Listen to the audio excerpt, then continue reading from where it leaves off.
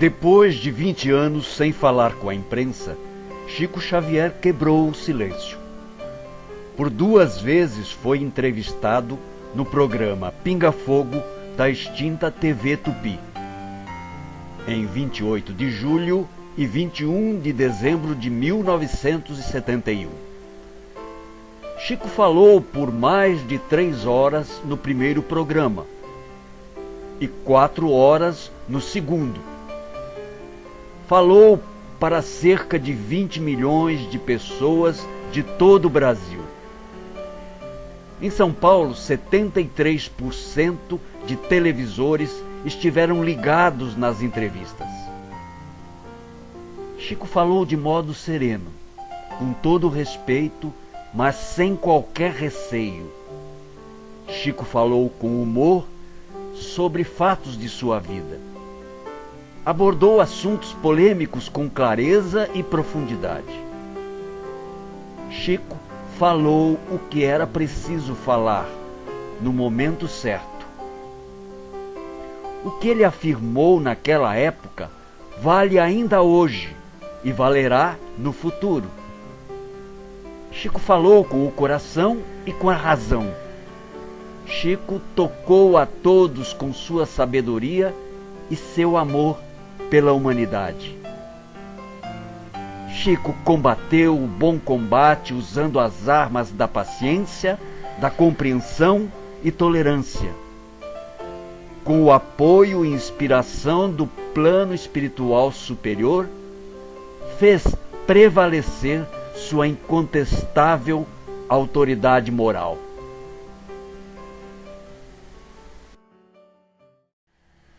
Em 1936, conhecemos uma senhora amiga que praticou diversas vezes o aborto.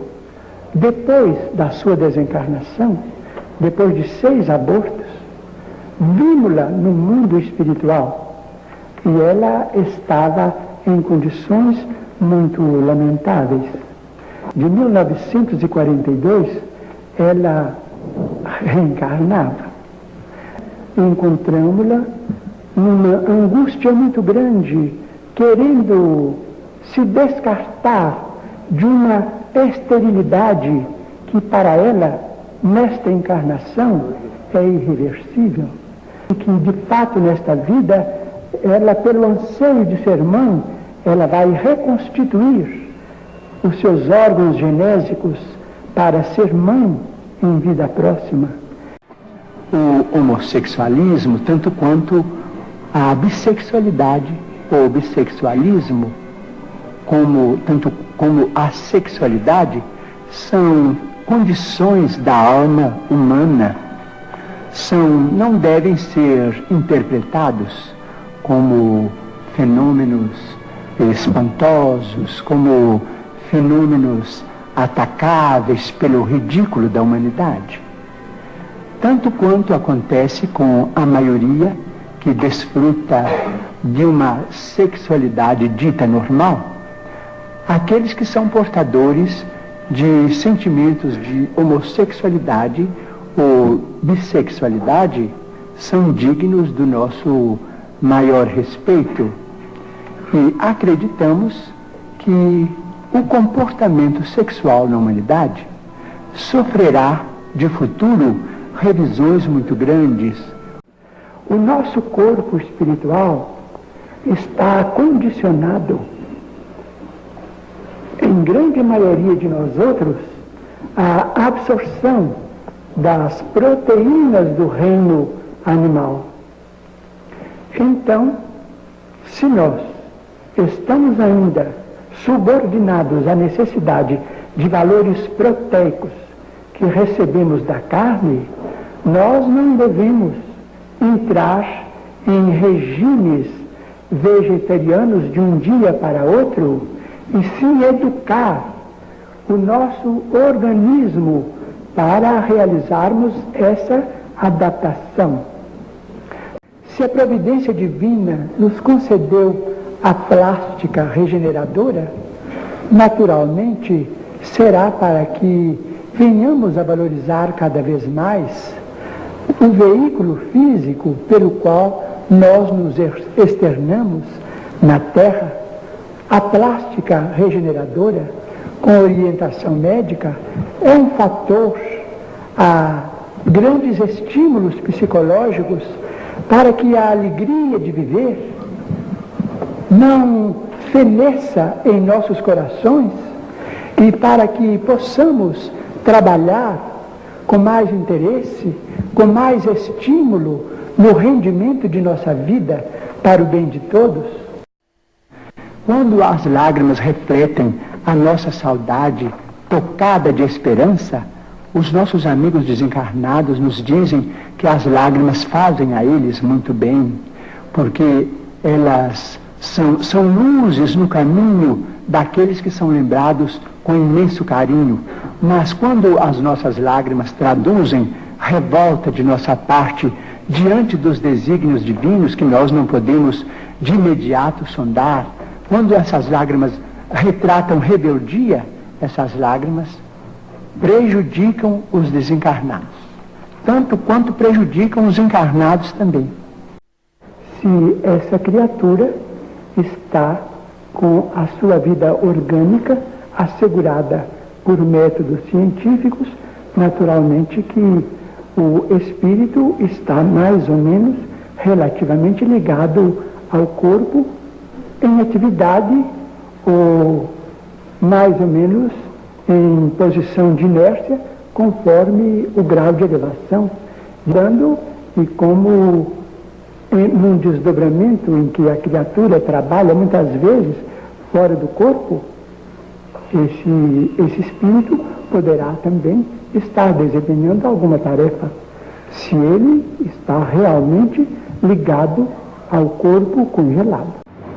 Emmanuel, no livro O Consolador, ele afirma que a cremação é um processo legítimo de liberação do espírito desencarnado, apenas aconselhando que o tempo de expectativa deve ser mais longo nos climas tropicais e subtropicais. Nada menos de 72 horas de câmara fria para o nosso veículo carnal quando nos desvencilhamos dele, no caso de optarmos pela cremação. Esperamos que com o amparo da divina providência, através dos grandes beneméritos da humanidade, cientistas desencarnados, estudiosos que continuam interessados no auxílio ao gênero humano, possam amparar, inspirar a nossa ciência na positivação da existência do corpo espiritual, o modelador do nosso corpo físico. Cientistas, alguns deles disseram que a mente não tem existência sem a organização física, mas pensamos, estamos absolutamente certos de que sem a mente não temos a existência na organização física. E sim, a mente não depende da organização física para se manifestar em seu pleno equilíbrio. Então nós não podemos também acusar os nossos irmãos que estão se dirigindo à Lua para pesquisas que devem ser consideradas da máxima importância para o nosso progresso futuro, porque se não entrarmos, por exemplo, num conflito de proporções imensas, então na Lua é possível que o homem construa as cidades de vidro, as cidades estufas, onde cientistas possam estabelecer pontos de apoio para a observação da nossa galáxia, porque nós vamos compreender que fazemos parte de uma família universal, que não somos o único mundo criado por Deus. O próprio Jesus, a quem reverenciamos como nosso Senhor e Mestre, disse: há muitas moradas na casa de meu Pai. Allan Kardec, em determinado tópico de O Livro dos Médiuns, fala sobre a diversidade da forma em outros planetas. E o nosso Emmanuel, no livro O Consolador, respondendo a uma pergunta neste sentido, há 32 anos passados, afirmou no livro que não podemos esperar de outros planetas formas físicas absolutamente iguais às do nosso mundo terrestre. Então, o problema é que, certa feita, Dr. Fritz, conversando conosco, depois de uma reunião, me disse: Chico, você não admita que as operações mediúnicas se verifiquem simplesmente como privilégio? Quando vocês dormem na Terra, quando se entregam à hipnose do sono, são inúmeros os benfeitores espirituais que trabalham e operam. Eu creio que este problema foi uma bênção para que eu pudesse me manter mais ou menos, relativamente, regularmente, sem ferir os interesses dos bons espíritos durante estes anos da mediunidade. Porque se eu sair do dever, eu sofro muito com os olhos. Então, na maior parte, talvez 99% dos casos de reencarnação, a criatura está na posição de quem dorme, no claustro materno, de quem se acomoda no carinho materno para o renascimento, dentro de um processo um tanto ou quanto semelhante à anestesia para cirurgias no terreno humano. Um certo torpor. E a criatura vai acordando aos poucos, porque também a ciência vai verificar isso. A recapitulação do processo evolutivo não se verifica tão somente na fase embrionária da nossa vida fetal, mas alguns anos também depois do nascimento, que coletivamente adquirimos do ponto de vista de débitos kármicos. Às vezes empreendemos determinados movimentos destrutivos em desfavor da comunidade ou do indivíduo. Às vezes operamos em grupo, às vezes em vastíssimos grupos. E no tempo devido,